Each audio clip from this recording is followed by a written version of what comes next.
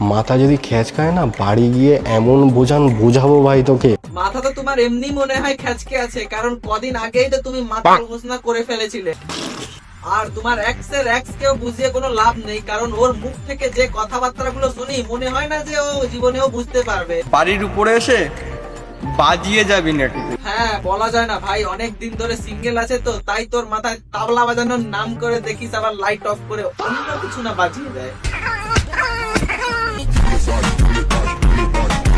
ঠিক আছে তোর হোক জাত ভালো।